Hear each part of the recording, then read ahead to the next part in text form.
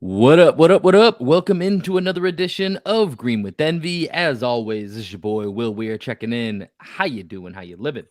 Joining me as he does each and every time on this beautiful MLK day, my best friend, co-host, and the coach of our podcast, the one and only Greg Maneikis. Happy MLK Day, my guy. Yeah, same to you. Same to you. That was a heck of a game by the Celtics.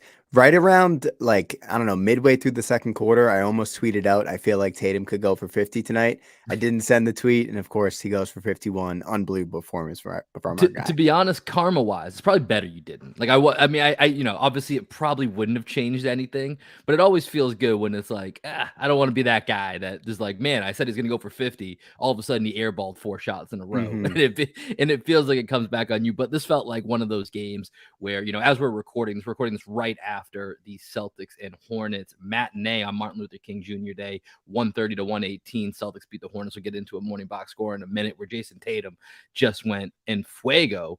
But it's really cool, by the way. So before we get into that morning box score, I just want to talk about, I really like how this day lines up for the NBA. Hmm. So, we put it out on Twitter. We pushed back our recording day because there was this matinee, which is 1 p.m. Eastern, 12 Central for you boys out here in Austin, Texas. We're trying to figure out the right way to do a podcast. But I love that it's just a day that is fully dedicated to from lunchtime all the way through the evening, just basketball stacked on top of basketball.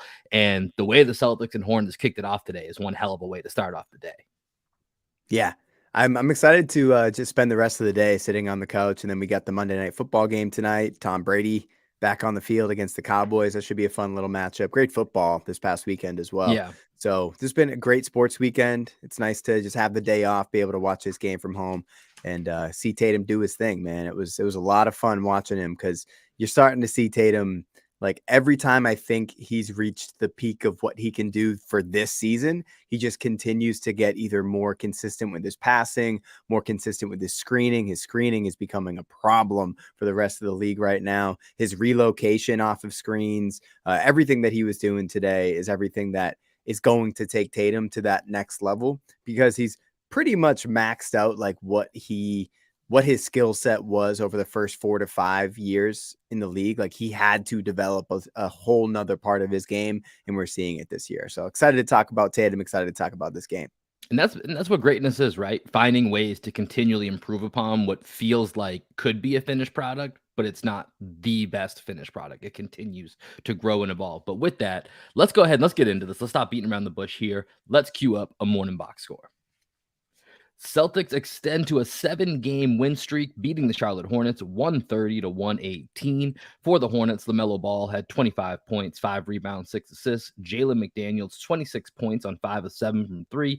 And Mason Plumlee added 19 points and 12 rebounds. But the story of the day, the story of the last couple games against the Hornets, the MVP chants that were going off inside the Spectrum Center. Jayson Tatum goes off for 51 points, 9 rebounds, 5 assists, 7 of 12 on threes, 14 of 14 from the free throw line. His 7th 40-plus point game of the season, his 5th 50-point game of his career, making him the Celtics all-time leader in 50-point games.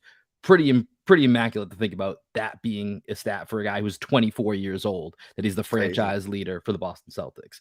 Derek White also chipped in 19 points and 8 assists. Malcolm Brogdon continued his hot streak, 16 points and 4 rebounds.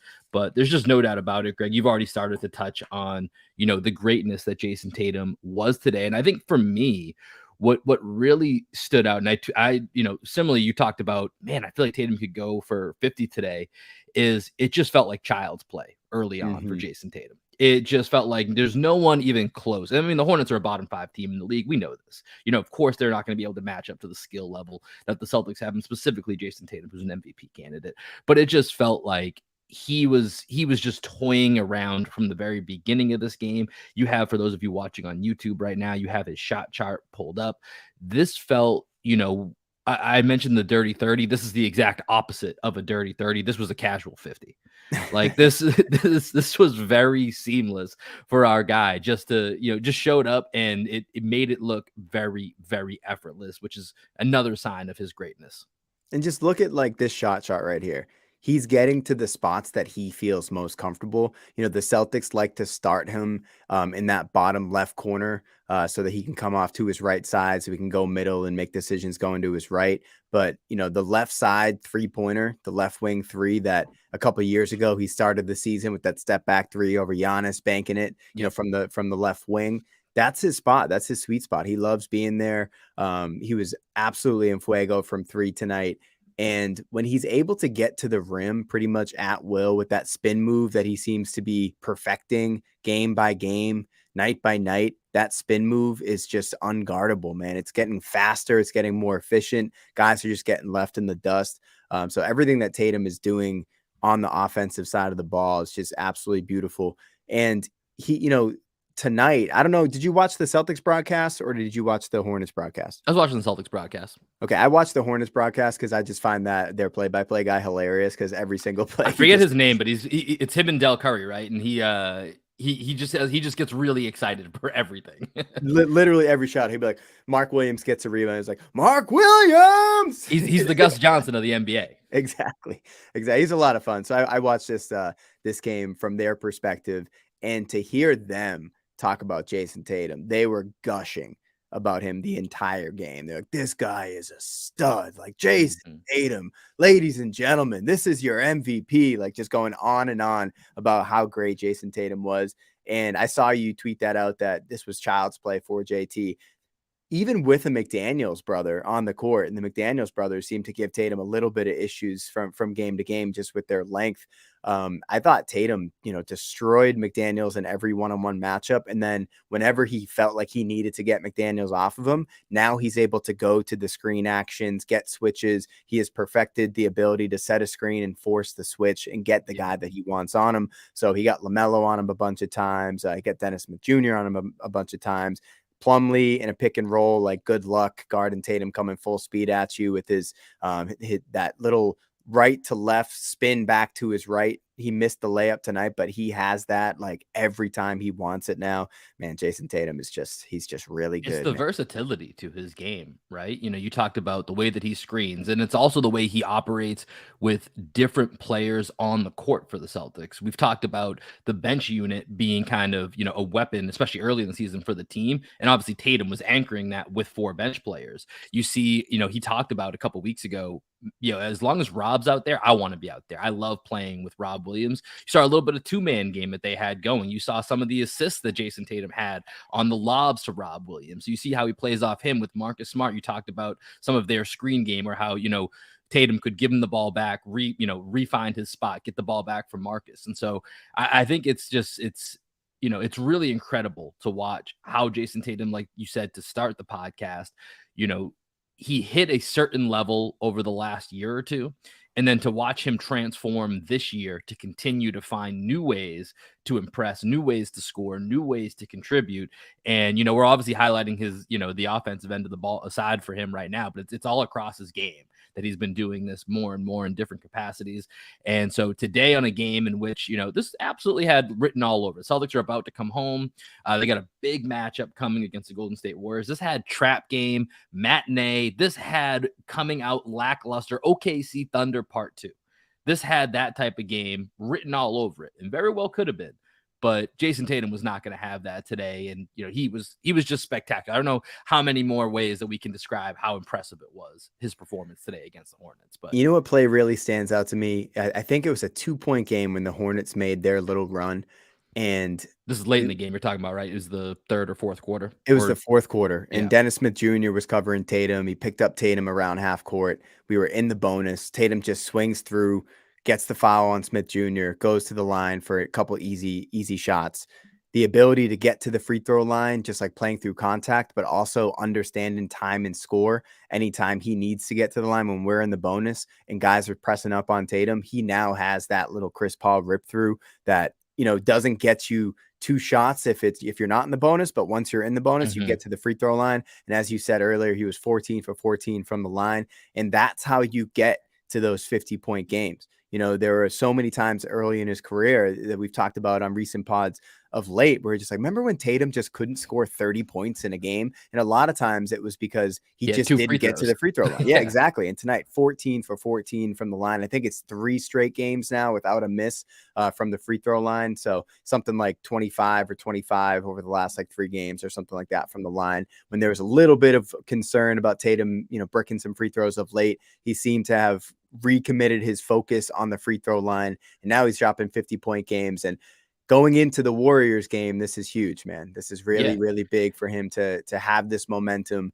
because he didn't play well in the finals and he didn't play well the last time we faced the Warriors. And they do have their full complement of players back. Andrew Wiggins will be there. So he wants to show off on national television again, where the Celtics are. We'll call today national television. We'll call them 10-1 in national TV games.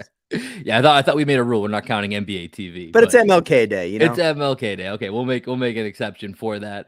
But yeah, on that Warriors note, we'll have a full preview podcast going up Thursday morning to break down everything Celtics and Golden State. But kind of zooming out, because we could keep talking about, we could literally turn this entire podcast into Jayson Tatum. But kind of zooming out, the Celtics are now on a 7-game win streak. Started in that Dallas game and now has made its way through Charlotte after these last couple on the road, beating Brooklyn, and then this back-to-back with Charlotte. It felt like it wasn't all that long ago that we were like, should we have some concern? And now all of a sudden you look up and you take a look at the standings, and the Celtics are starting to put a little bit of distance between themselves in the East. Right now, Celtics are 33-12. They are 4.5 games. Obviously, as we're recording, there's several more games that will be played today, so this might change a little bit by the time you hear this. But they're now 4.5 games ahead of the Brooklyn Nets, who are without KD, who the Celtics beat a couple days ago. And that's going to be an interesting experiment to see how they stay afloat without KD for at least, looking like about 3 to 4 weeks. Lost to the Thunder. I mean, in the game against the Celtics. And I'm curious to get your thoughts on this. What was your thoughts on the whole Ben Simmons of it all when it comes to that Celtics game? Because he had some plays when he's in transition. That guy is electric. He is one of the best transition passers, but he had another Trae Young moment where he passed the ball when he had a dunk. So what are your just thoughts on Ben Simmons? Because that was talked about a lot in different NBA circles over the last couple of days. Well, I thought Simmons played a great first half. When they cut to the halftime studio show, they were kind of split. Charles and Shaq were just like kind of railing on Simmons. Like, Simmons, you got to be able to score the ball. You got to score the ball. If you want to be on the court, you got to score the ball. Kenny Smith was talking about, he has, 10 assists at halftime. He's completely controlled the pace of the game. And I agreed with Kenny. For the first 3 quarters of the game, I thought Ben Simmons played great. His defense on Tatum, I thought, was physical. He looked like Ben Simmons, Defensive Player of the Year candidate. I thought he gave Tatum a bunch of trouble. The refs obviously allowed him and Royce O'Neal to just manhandle Tatum on the perimeter. But if they're going to allow it, I think Simmons showed that he does have the athleticism back, which is when the first time we saw him earlier in the year, like his first couple games back, he just didn't have that anymore. So he's got the speed of the game back. But when you get to the fourth quarter, you have to be able to be a threat on the court. There's that crazy stat out there that he's made 1 free throw since like the middle of November. How is that a real stat? So if you're looking at the Brooklyn Nets, obviously without KD for the next month or so, I would imagine they're going to free fall down down the standings, probably somewhere around the 6 to 7 seed. Back into that play-in range. Yeah, the Heat are playing better basketball right now. The Knicks, they've been hot for a while. The Cavs, obviously. I think the top 5 in the East right now is probably going to stay the top 5. The order of that might change outside of the Nets, right? So I think the Knicks or the Heat will probably slide into the 5 spot. And then the Knicks are also playing some good basketball right now. They are looking great. Brunson and Randall, I think, are both. I mean, it's going to feel weird, but I think they're both probably going to be all-stars. Like, that's how good that team's looking. Like you said, the Heat are coming on. The Pacers lost Halliburton, so that's really going to hurt them. I don't know what the timeline is on that yet. So I think you're right. Probably somewhere around that 6 or 7 is where you could see the Nets falling.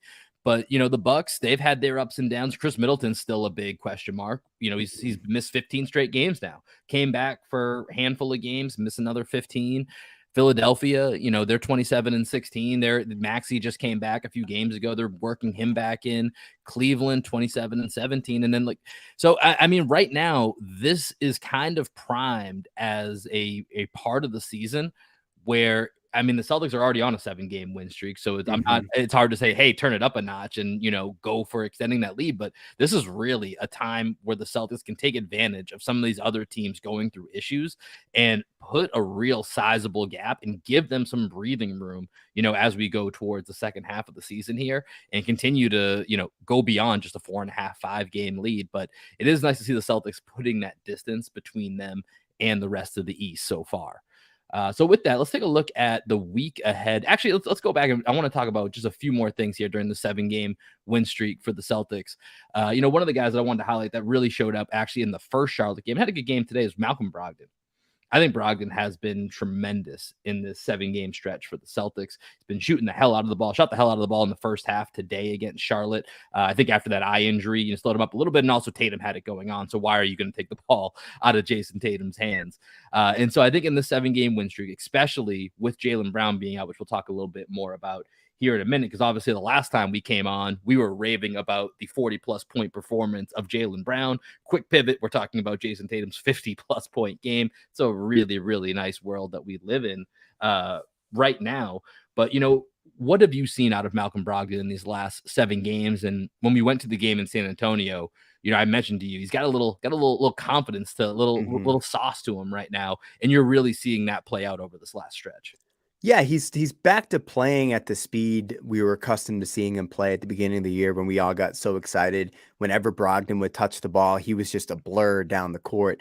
And he did have a hamstring issue about a month back. So I'm wondering if part of it was just he was thinking about that hamstring. Now he's got the confidence back in the hamstring. But honestly, a lot of it just seems to me the 3-point ball is going in, and they're allowing him to play more in pick and roll, getting him off of some boomerang actions. So boomerang actions, when you pass the ball to the wing, like when you have a live dribble, but you don't have an advantage, pass the ball to the wing, get the ball right back so you can, go off a triple threat and attack downhill. And I think Brogdon's doing a great job at that. Relocations off of screens, he's been great at that. But when you look at the numbers here, the 3-point shot, when he's back-to-back games hitting 4 3-pointers, that's 4 games in a row with multiple 3-pointers.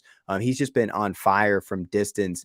And that's one of those things, when the 3-point shot is not going for you as an individual player and also as a team, sometimes it can feel worse than it actually is. And sometimes when the shot's going in, it can feel better than it actually is. But with Brogdon, the fact that he's doing this the moment Jaylen Brown goes down, that's exactly why you trade for a Malcolm Brogdon, is because Malcolm Brogdon is better than a number 3 option on most teams. Malcolm Brogdon is probably in that 2B, 2C category. We're talking about Seth Partnow's tiers. This is why we always used to have those conversations about Smart versus Brogdon, who's the better player, so on and so forth, when Brogdon wasn't on the Celtics. But now that he is, Yeah, it's why pick? such a luxury to have him. I don't know why we didn't think about that in those discussions. Hey, instead of choosing, why don't we just have both? Yeah. And then sprinkle in a little bit of Derek White, who can go for 19 points and 8 assists while we're at it. That the trio that the Celtics have is just an absolute blessing. And I think this is actually a great time for us. We're going to take a quick break. And when we come back, I want to hit, Jaylen Brown will be out with a hip adductor for at least another week or so. We're not quite sure exactly, but when we come back, I want to talk a little bit about what that has meant and what that will mean over this next stretch for the Celtics. All right, Greg. So as we talked about, Golden State is coming in to Boston on Thursday night for a rematch of the finals rematch, which is going to be a big national TV game on Thursday night, followed by the Raptors over the weekend, and then into next week with Orlando and Miami on the road. That's a tough little 3-game stretch right there on the road for the Celtics. And most likely all of that is going to be done without Jaylen Brown, just as the last 3 road games against Brooklyn, the 2 against Charlotte were. So, Jaylen Brown goes nuts against New Orleans Pelicans. We come on here gushing about it. He kind of mentions it in his post-game interview to Abby Chin that he felt a little bit of something. Comes out basically the next day that he's not going to play in the Brooklyn game, and he's probably out about a week to 2 weeks. So far, let's start here. 3 games without Jaylen Brown. What differences have you noticed either about the way the team is playing or any of Joe Mazzulla's rotations? You take it where you will, and then we'll look ahead after that. Well, it's interesting because the Brooklyn game felt like a playoff atmosphere. Mhm. and the whole attention of the Brooklyn Nets was on stopping Jayson Tatum. And it looked like Tatum was pretty tired in that game. He didn't have his best game, right? So the initial thought is, oh, life without Jaylen Brown isn't, going to be as easy for Jayson Tatum as some people might think. Tatum, like, Brown goes down, Tatum just steps up and plays like he played today, right? The Nets were so singularly focused on not allowing Jayson Tatum to beat them. They wanted other guys on the Celtics to beat them. So it was a little bit of a struggle. Then you go up against a team like Charlotte that's down some of their best players. Oubre is probably getting the prime assignment along with McDaniels on Tatum in most games, right? Gordon Hayward not playing. Clifford kind of I was listening to the Hornets broadcast, and they're like, he doesn't like double teaming guys, right? So Mhm. Jayson Tatum, when he has the ball against the Hornets, he has a lot more space to cook. They trust that their defense, their McDanielses of the world, are going to be able to slow him down. Just doesn't work against MVP caliber players, right? Especially when you're down some of those guys. So we have two polar opposites here. We have one team that was focused on getting the ball out of Jayson Tatum's hands. Another team that was like, you know what? If Jayson Tatum beats us, Jayson Tatum beats us. They did go to zone a couple times. They did early trap him out at half court a couple times when they realized he was completely on fire.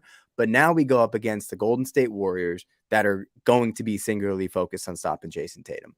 The Toronto Raptors that have all of those rangy wing defenders that can stop a Jayson Tatum. Tatum does a good job distributing against the Raptors historically. Raptors struggling right now. Then you go up against the Orlando Magic that also have a very long team, that could pose problems for the Celtics, sans Jaylen Brown. And then obviously the Miami Heat that are going to be physical and up in Tatum's grill. So this is a lot to ask Jayson Tatum to do what he just did against the Hornets to do for the next 4 games. So if Jaylen Brown is going to be out, the other guys need to step up big time. And if it's continuing to be Brogdon, White, Smart, I think the guy that's going to be biggest for me that I'm looking forward to, I always say this against teams like the Raptors and the Heat, is Robert Williams. Mhm. Robert Williams has to step up and play better than he's played, even though I think he's played well of late. Yeah, there's just gonna be more responsibility on his shoulders in those games to be the difference maker, to be the impactor that he can be. I think for me, looking at these last 3 games and looking ahead, it's, one of the things that when it comes to, the end game, the playoffs, is you always need to have versatility. And I think for this team, we've been trying to figure out, especially as the trade deadline is coming up, is there anywhere that this team can add, or what do they need to do, if anything? And I think when it comes to depth, the one area that always kind of stands out is that second line of defense from a wing standpoint. Obviously, the Jays are going to take the majority of that, but if one of them is in foul trouble, is, maybe injured for part of the series and they're out for a game or two, what happens next? And I think right now, this is a really, obviously it doesn't seem like Jalen's injury is super serious. So it actually is, in a weird way, a silver lining to this injury, that you get a real time chance to experiment. All right, what do these 3 guard lineups look like with some combination of maybe getting Peyton Pritchard some more run, putting in Malcolm Brogdon, Derek White, and Marcus Smart. Right now, I'm just looking at their minute splits from this game in Charlotte. Brogdon plays 28, Smart plays basically 31, Derek White just over 30 minutes. And so you see the different ways in which it feels like they're trying to play up with their guards to replace some of those Jaylen Brown minutes. Be honest, not a great look for our guy Shotgun Sam, playing a little bit more like Squirt Gun Sam over the last month plus or so. Squirt Um, gun Sam. Oh it, man. it's been a tough run for my guy. I can't even give him a click clack. It just hasn't been there. And so to see the way that the Celtics are trying to backfill the Jaylen Brown minutes with more 3 guard lineups, I think that's been really interesting, and it's something that we saw, I think, briefly even in the preseason, where we had, the Jays plus the 3 guards out there. It's like, ooh, this is interesting, and that was kind of just an experiment. But I think when you see the way that White, Smart, and Brogdon can all play that combo guard role, they can all guard up to varying degrees. I think this is a really interesting experiment. And like you mentioned, Brooklyn, especially without KD, it was a little bit. I mean, it was a playoff atmosphere, but that's not their full team. Charlotte, they're one of the worst teams in the league. You're going to be able to get by. I really am curious to see what happens in this Golden State game with these different lineups and how they either survive or don't survive in this type of matchup against what you have to view as, a title potential matchup for this upcoming season. Yeah, so life without JB has been interesting with those lineups for sure. The one lineup that made its popped its head above water in the two games in Charlotte, Pritchard, Brogdon, Grant, Hauser, and Cornette. So like no starters on the Yeah. court. A lot of Brogdon. The first game against the Hornets, he carried the squad in those minutes. Grant, he's flashing more playmaking genes of late, especially without JB. It looks like he's trying to create for others, also looking to score a little bit more. A lot of pump fakes. Yeah, I love that. I love that one tweet you put out. You're like, I feel like the Celtics like setting a record for number of pump There fakes in a was game. so many, and part of it was just, because the Hornets were flying at him. They were flying left and right at him. There was that one play where it was JT and Rob, and I think he pump faked Jaden McDaniels 3 different times in one Mm-hmm. play. And so I understood it, but it's like, man, I feel like every single possession we're getting a pump fake. And to your point, Grant Williams was getting a lot of those in the corner and then driving those closeouts to some mixed results today. I think he had obviously some great passes. I think he had 6 assists in the game today. So he definitely had some good results to go along with some of that mix. But yeah, I think for, just keeping on your Grant Williams point, he's showing a lot more development to his game.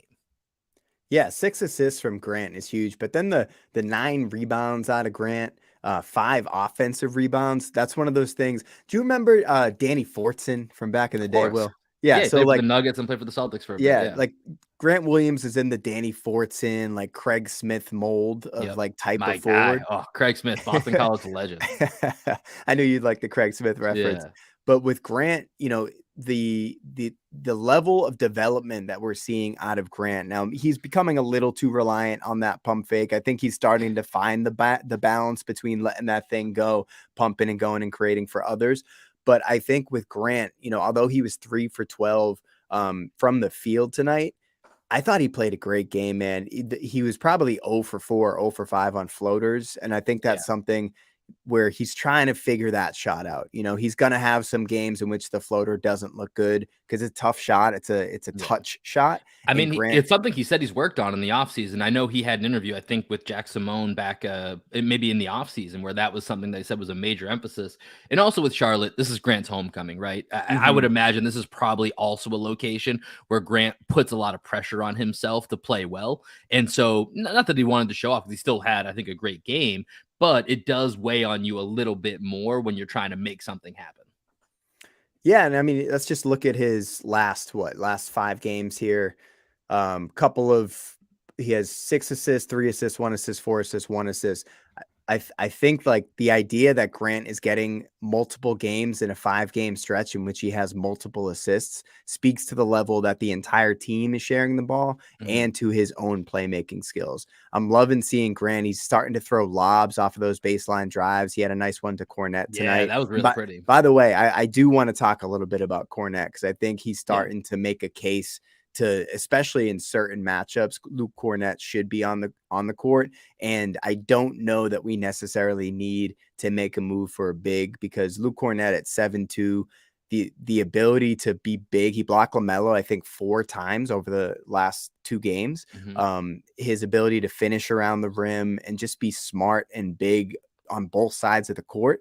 I don't think we need to make a move for another big. I know that's something we've kind of floated around on this pod. Maybe somebody off the scrap heap, but I don't know that there's anybody out there that's going to be able to do better than what Luke has done. And if you continue to give Luke those reps where you're sliding Horford down to the 4 a little bit more, Grant down to the 3 a little bit more, I think there's room for Cornette to play. And it was interesting of Pritchard, Hauser, and Cornette, the guy who might be being part of their rotation might end up being Luke Cornette. I know that was right. That is not something that I think we could have predicted, certainly before the season. And then even at the beginning of the season, as it goes on, it was like, all right, he's just a placeholder.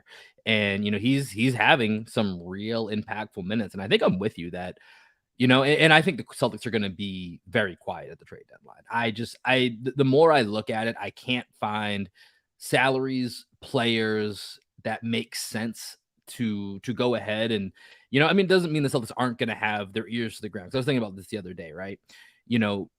maybe they can be that facilitator. Maybe they could be the Colby Altman in the way that they just ended up with Jared Allen almost by mistake. So you don't want to say that there's never a chance that they're going to do something. But when you look at just a one-on-one trade proposal, and this is where I know you've been big on really trying to find ways to get Peyton Pritchard more minutes. If you're going to feel comfortable with Luke, and so far it feels like Joe Mazzulla is giving Luke the stamp of approval. Like, hey, Rob and Al are both playing today. Doesn't mean you're not playing. You're still getting minutes. You're still going to get 10, 11 minutes. You're going to be important. You're going to have a chance to impact this game. That maybe you take that off your to-do list. And then at this point, like I was saying, as with Jaylen Brown being out, this is a little bit of the silver lining of, all right, how much of an issue could this wing depth be? Or is it just, the fact that we have 4 really good guards, 3 of which can play kind of that combo position. Marcus Smart, big ball 1. We talk about, the way that he can guard up. Derek White can guard up to a certain level. Same with Brogdon. He's a thicker guy. They can kind of, guard a little bit more of those guys on the wing up to a certain point.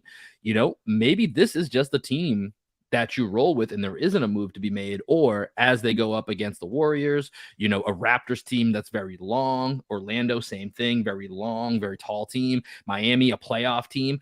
Maybe over these next couple of games, your opinion will change, but through 3 games, right now, this is feeling more like the argument for, hey, how do we make sure that we keep Pritchard and Cornette, in the rotations, that they're still feeling they have a rhythm, that maybe that's the way to go, as opposed to trying to make a move, because it's just going to be really, really difficult to do. And I would think that they probably lean into more the Pritchard and Cornette getting more consistent minutes to have them in rhythm, rather than actually making a trade to go get somebody who realistically, I don't know where they're going to fit in playing time wise. Yeah, Cornette, so over the last 4 games, he's averaging 14 minutes per game over those last 4. In the last 3 without JB, he hasn't missed a shot. 5 for 5 in the Brooklyn game, 1 for 1 in the first Charlotte game, 2 for 2 in the second Charlotte game earlier today. And then if you look at those blocks, so he had 3 blocks. All of them were on LaMelo over the last 2 games. And LaMelo's not an easy guy to stop at the rim, very crafty. But I mean, if you're just asking your third center, like, what do you want out of your third center? I can't imagine you're going to get more than what Luke has given you over these last 4. He's been solid in all the minutes that he's played. He's had a couple of bad games, but he's Luke Cornette. He's not going to be great every night. But if you can, expect Luke to give you 7 to 10 minutes per game, while so either at the 5 while Horford and Rob are both out, or if you want to slide Horford down to the 4, as we've seen over the last couple of games, I think having Luke on the court, Scal's big on this, having Al at the 4. Scal loves the idea of having Al at the 4. I love the idea of having more size on the court whenever possible, because when you go up against, like, think about the Bucks series last year, man. Brook Lopez, he's like, he is a really good defender, but like, we didn't have anybody that could contend with him in the paint because he's just so big. He's a freaking brontosaurus down there. And I think Luke is one of those guys that he can at least be big along with a Lopez, right? He can be big. There's a lot to just being big. Looney.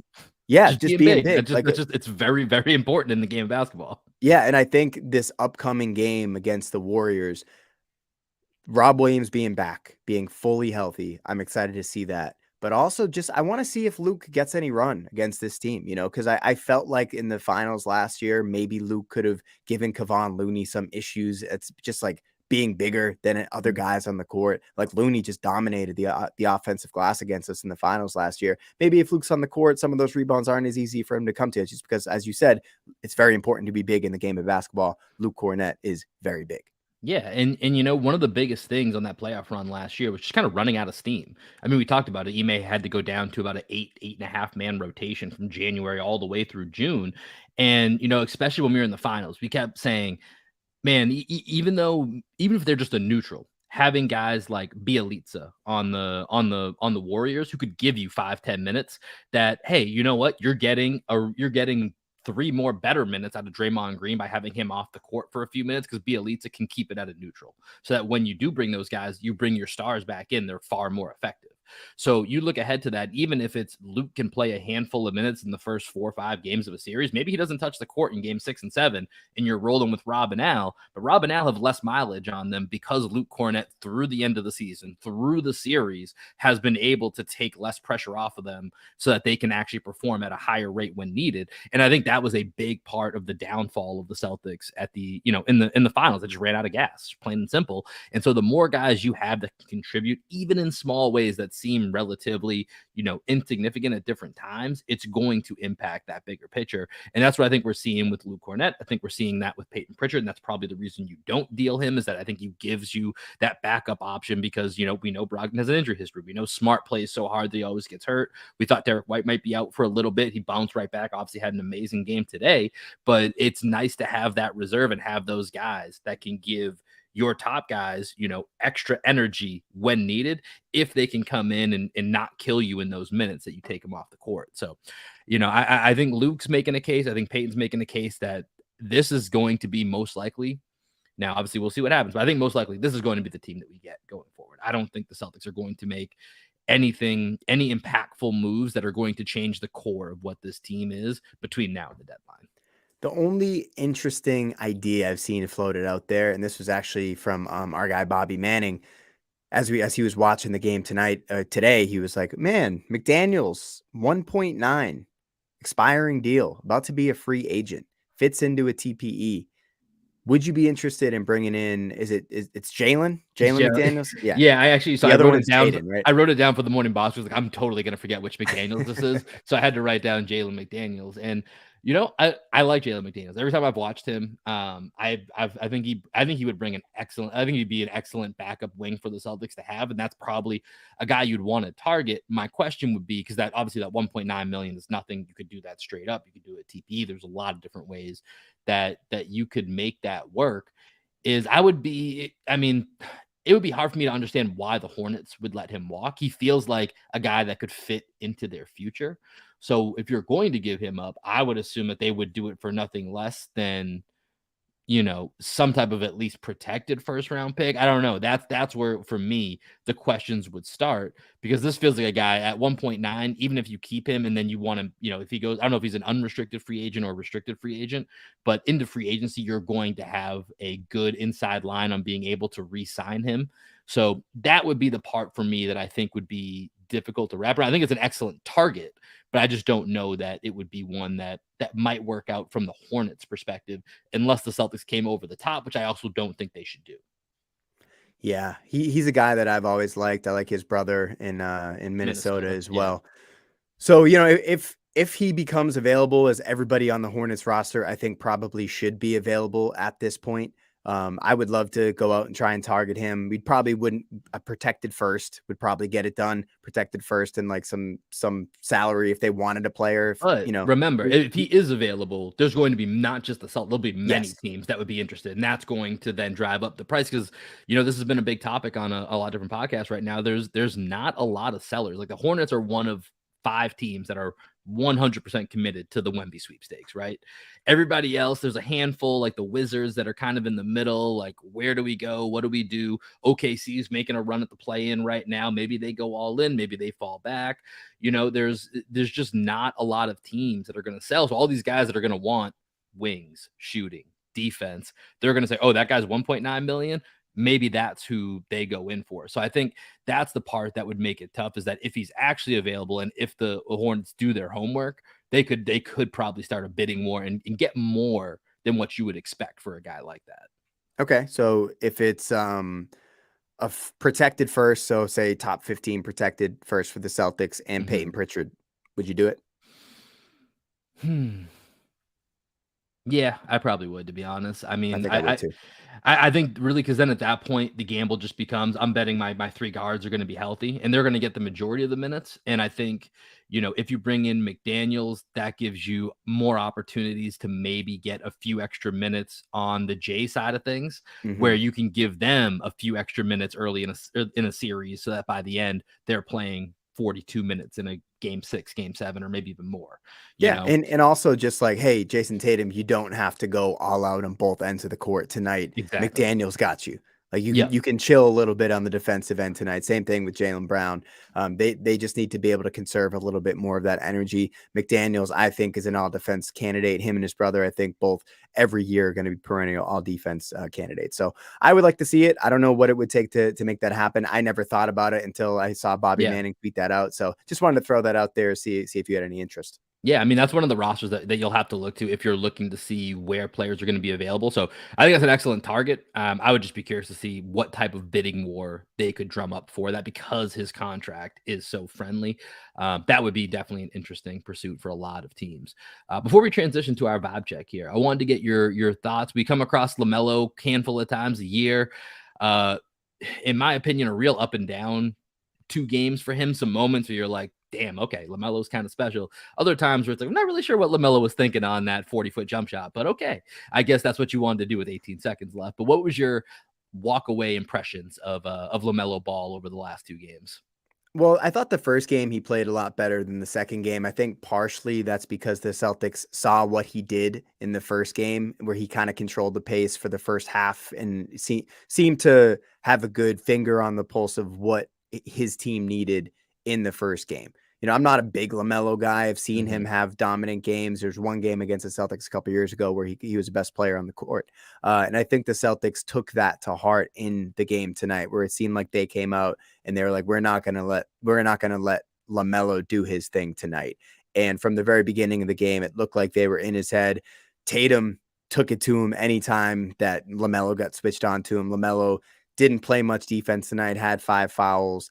My favorite LaMelo thing over the last couple games, the lone MVP chance whenever he was The at the one free throw guy. line, the one guy, which I was like, is that LeVar? Is that Yeah. LeVar in the And then stadium? Tatum goes to the line and you can audibly hear, far more people. And there's just one isolated guy in the crowd It's chanting so for funny LaMelo. hearing that though, because like everybody else is like, why is this guy yelling MVP? Not one person joined the MVP chant for LaMelo, as they should not, right? Yeah, I it's mean, pretty ridiculous. he's not anywhere near that conversation. The Hornets stink. But I really want to know who that was and whether or not it was LeVar. Let me throw this at you. LaMelo Ball, tall Trae Young. I think in that they're very polarizing figures. Yes, I think that LaMelo probably shouldn't be in the same conversation with Trae at this point. I think Trae's accomplished a lot more in his career, but in terms of Just as a comparison. I'm potential, not saying they're yeah, the same. I'm saying just as a comparison, like no, how no, in no, a no, yeah, draft guide, yeah, yeah. I'm talking it through. Okay, okay. So moving forward, I think like LaMelo definitely has the higher ceiling between the Mhm. two of those guys, but like I personally am not a huge Trae Young guy.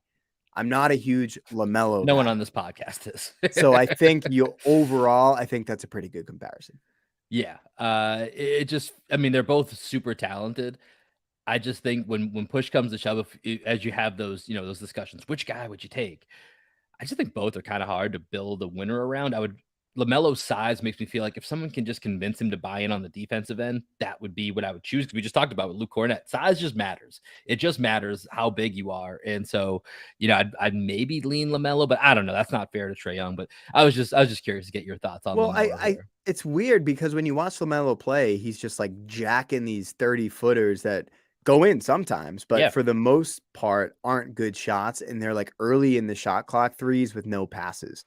Right. So that's the thing is I think LaMelo probably, if you're building a team around him, he needs a coach in a roster that's going to hold him accountable to take good shots because he's developing a lot of bad habits right now. I think Trae doesn't have quite as many bad offensive habits. You can build a pretty good offense around a Trae Young pick and roll. I don't know how far that's going to take you in the playoffs, but in terms of a regular season 82 game schedule, I think you can get some great offense as the Hawks have had over the past couple of years. They get rid of Herter.